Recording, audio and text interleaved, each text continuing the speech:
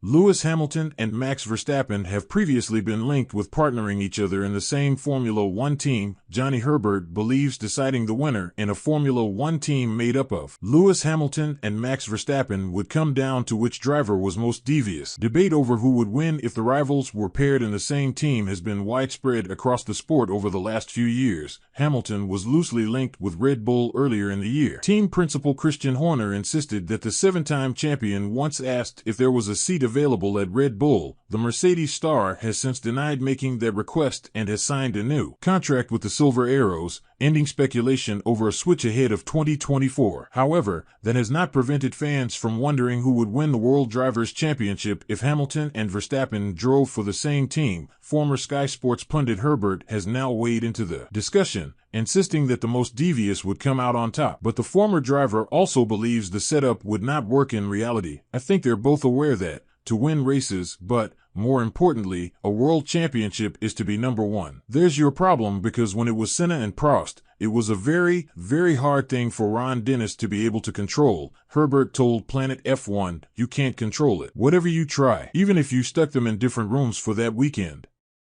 you'd still have issues once they get the helmet on and they get on with their race. You're always going to have those incidents that we saw with both of them, once at McLaren and once at McLaren and Ferrari when Alain had moved on.